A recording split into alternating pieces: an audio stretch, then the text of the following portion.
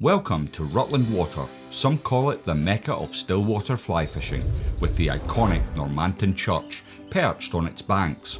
Without doubt, one of the premier trout fishing lakes in the UK, and the venue for the 2025 inter-service competition. This is a long-standing competition between the three services of the armed forces: the Royal Navy, the Army and the Royal Air Force.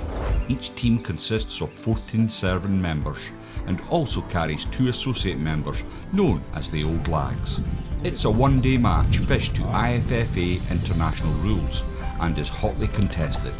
I'm Lindsay Simpson and I make fly fishing and fly tying videos. So, without further ado, let's get into it.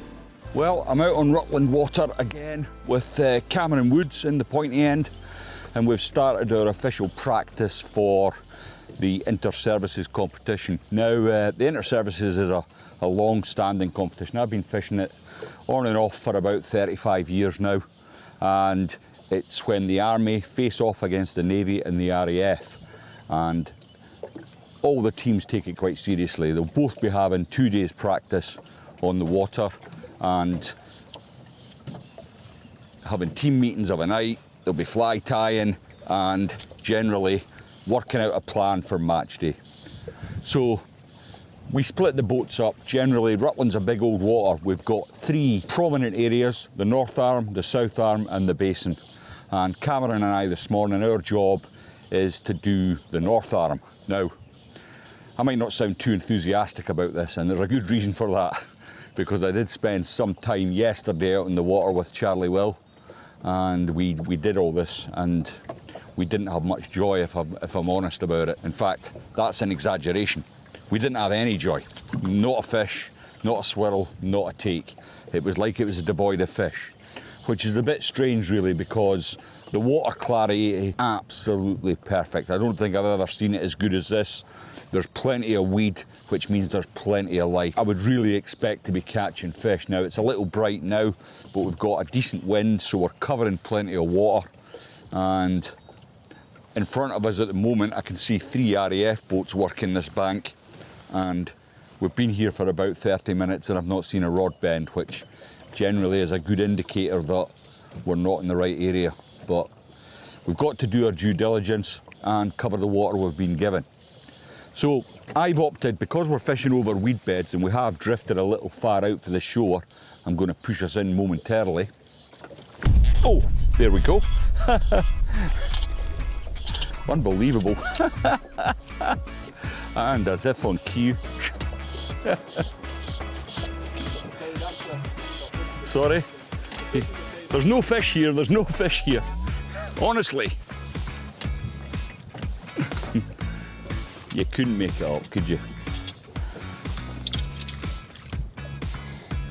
Yeah, and that fish came out of the water there, and I can see it's a lovely bar of silver.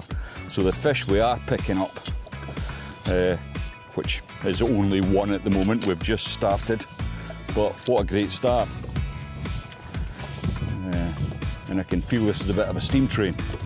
It's got my rod bent double, and I should really be taking my time with it. I can see it's actually a stunning looking fish. The water's so clear. Sorry folks, you'll need to bear with me while I concentrate on trying to get this in. I think it's taken one of my droppers.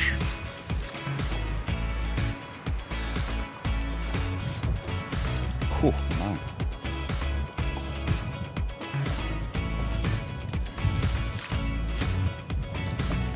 Oh, here we go.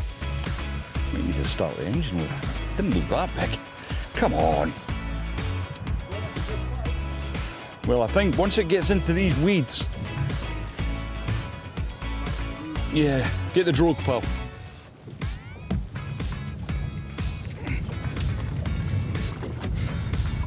Jesus.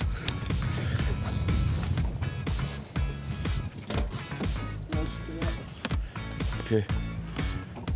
Can you grab that net? See if we can't bring it to the back of the boat here.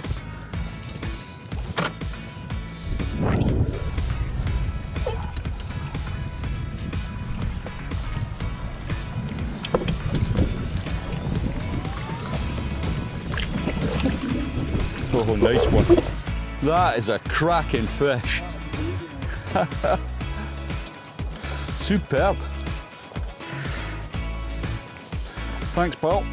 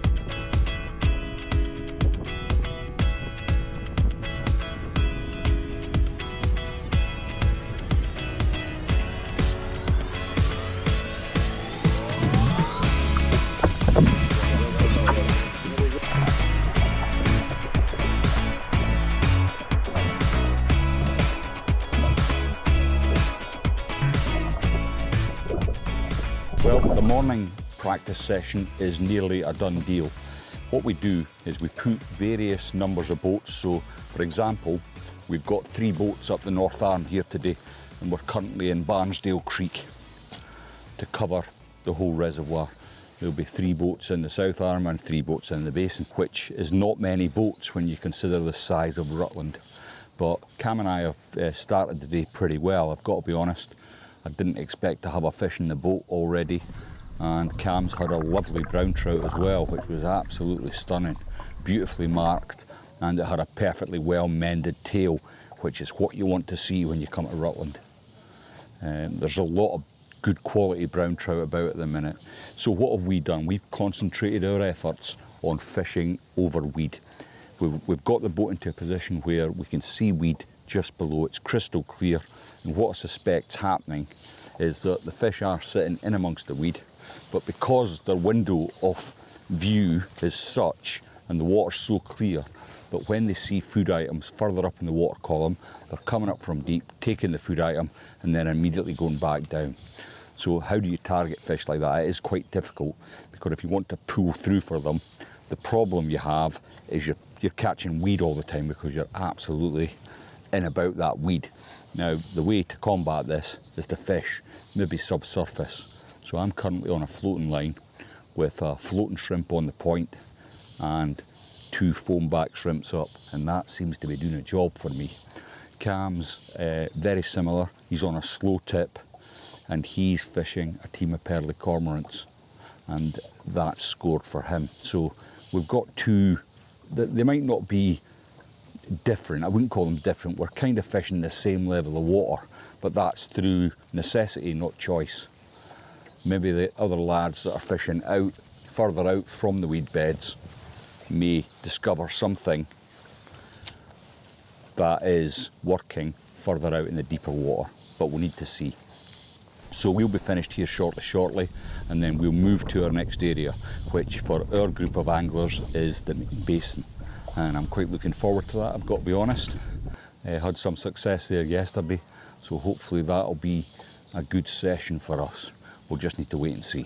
Well, after quite a successful morning up the North Arm, Cam and I have come into Church Bay. Now the weeds come up really, in fact we're out of Church Bay really, we're in the main bowl, but we have been met with some success. Cam has had a good rainbow on the hang, and I've just lost one while I was setting up the camera. Situation normal there, like. I think there is fish here. The weather conditions are about to change drastically. I look behind me and I can see a huge front coming in. So it's going to be interesting to see if that affects the fishing somewhat. Sometimes when there is a change of weather, a sudden drop in the pressure can bring the fish on once it's been released by the rain. So just after you've had a lot of rain in a short period, the fish can just switch right on the feed, and we might end up with a bumper afternoon session. Well, here's hoping, you never know. So I've changed my tactics coming in here. I've now gone to a pulling rig. I've got a sparkler on the point, I've got a couple of pearly cormorants up, and of course no cast would be complete without an orange blob on the top dropper. Now the fish that fell to Cam's flies was a pink blob, which I have got an affiliation with pink blobs. I think they're very effective, but there's no point in me doing something that Cam's doing. So I'm trying different colours to see if we can sort out a specific method. Maybe the fish are locked onto that colour. I doubt it very much, if I'm honest. But you just never know. Oh, that's weed.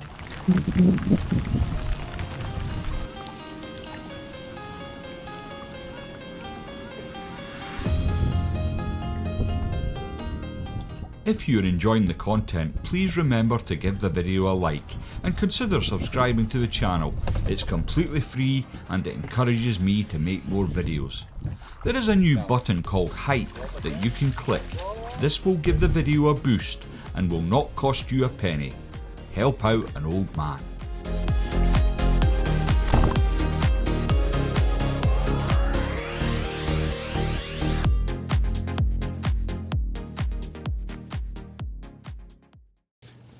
So this afternoon, Cam and I have started at the boat dock pretty much, and I changed to a pulling rig, fast glass, sparkler, and bits and bobs in the middle, and an orange blob on the top dropper. Cam's stuck with the midge tip, and he's got a pink blob on the top dropper, which seems to have really done a job for him. So he's caught 2 fish on the hang now, right at the end of the retrieve, hanging for ever so long. I've kind of messed about. I don't want to do exactly the same as him, but I've now come back up to my floating line and I'm back on the foam back shrimp patterns, one on the point, one on the top dropper, and I've got a size 14 shrimp in the middle. Now we are bouncing up the bank towards the blue pipes, and we'll meet up with the rest of our team, hopefully about the middle of the Normanton bank, and by that point it'll be time to go to area 3, which is in the South Arm, and we'll see what happens. But it's been a grand day so far. We've had 4 seasons, beautiful sunny start, and we had that downpour, and now we're got what I would call ideal conditions for fly fishing.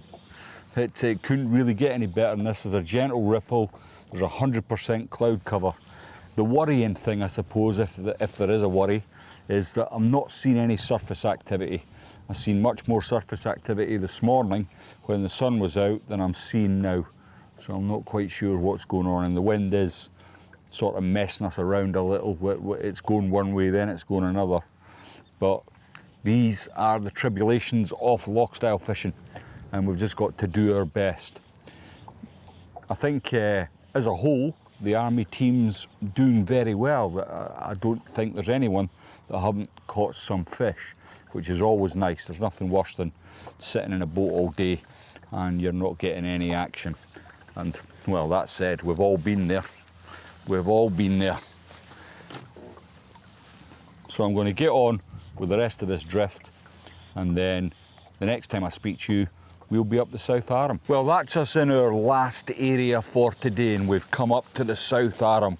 Now, the previous group reported that it's not been too clever up here, but you never know. So what have I done to increase my chances of catching fish? Now, as you can see, the conditions we've got here are absolutely stunning now. We've got a great ripple, it's completely overcast, and the fish really should be on the top, and if they're not on the top, they'll not be very far away. In this nice clear water, I would expect them to come and take dries off the top.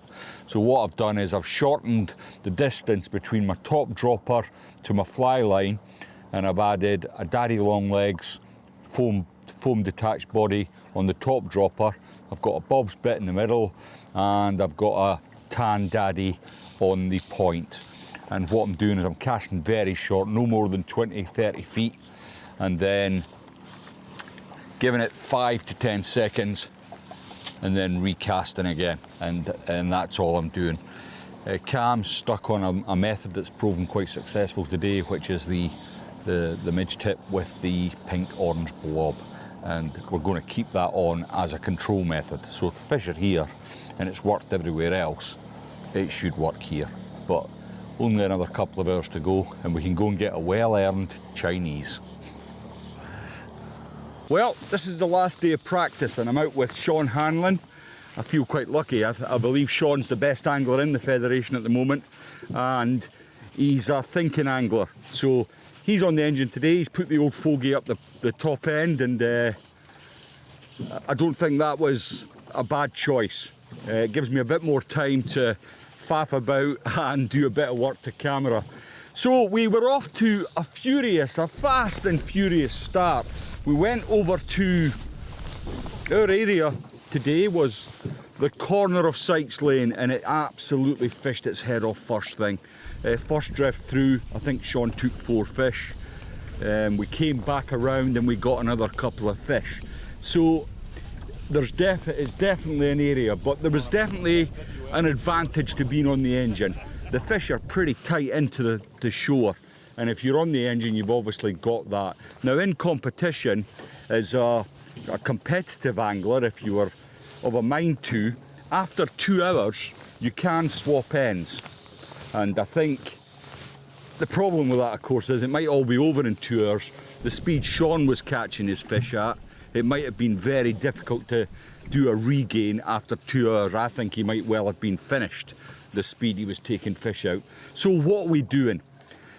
We're on the 3rd day of practice and we're refining our match plan. So basically the reservoir's been broken into 4 areas where we've found fish over the last couple of days of practice, and what we're doing is narrowing down the methods now. So Sean's on a 12-foot slow tip.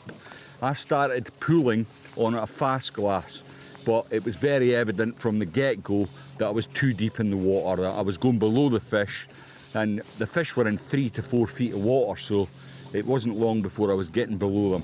What we've done now is we've just confirmed the drift and we've moved areas. So Sean and I have come over to another part of our section, which is Fantasy Island, and I've got to say, I've not fished here for many years, and the water looks absolutely pristine. Yesterday, one of our anglers had quite a lot of interest here, so we're coming over to check out to see if we can find the fish in this area.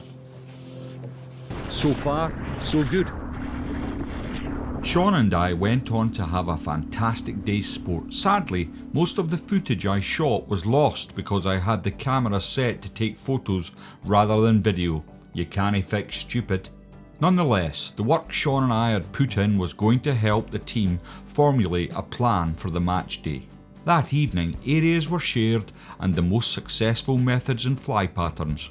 Normally, I would be happy to share these, but there is a big match coming up on Rutland and several of our team are involved, so it would not be fair to share the methods and areas at this time. Maybe in a future video. There was a confident mood amongst the army team. We had worked hard and drilled down the 3 essential pieces of the puzzle: location, method and fly patterns. Conditions for the match looked fantastic and I had a firm plan in my head. Sadly, this would be torpedoed before I even got my kit in the boat. I had drawn Mark Close from the Royal Navy, a left-handed gentleman, which would mean I would spend my day in the bows. Worse was to come, as Mark shared that he wished to fish in the open water by the tower. However, I managed to convince Mark that fishing closer in would be a better option. It didn't hurt my case when Mark hooked and landed a fish with his very first cast. We had set up just to the left of the main pack and we could see the odd rod bending. There is not much footage from the match itself, as at the end of the day there is still a little bit of competitor left inside, hence this voiceover section. As the day went on, I could see Sean Hanlon in the pack building a steady bag of fish. Anglers all around me were starting to winkle out 1 or 2 fish. My partner was putting the pressure on, building a steady bag. I hooked a fish out of the blue, having not had a touch most of the day, but made a schoolboy error of not holding onto the fly line and losing the fish. Time was wearing on and the day was going poorly for me, 4-0 down with only an hour and a half fishing time left. I was starting to get some interest though, with a few takes that just wouldn't lock up for me. As we were drifting into the bank, I had one more cast, my flies almost hitting the bank. The line went tight, and after a short fight I had a fish to spare my blushes. We went back around for another drift. The tide was turning as I hooked and landed another fish that was quickly netted and added to the bag. The very next cast, the line was ripped from my hand and a big fish went airborne. When fishing barbless hooks, your heart is always in your mouth when the fish reach for the skies. Luckily, when it landed, I was still attached. It bolted behind the boat and went into the weed. I thought I had lost it when everything went solid, but as I risked a little more pressure, the fish came to the surface, head covered in the weed. A fish that made my day, eventually hitting the scales at 5 pounds 7 ounces, my best Rutland rainbow. After the match, there is a presentation dinner and the prize giving. The Army had comfortably won the inter-services by a good margin, led by a valiant charge from Sean Hanlon, being one of only 2 limits on the day and the individual inter-service champion for a third time. Commiserations to the other 2 services. There is always next year.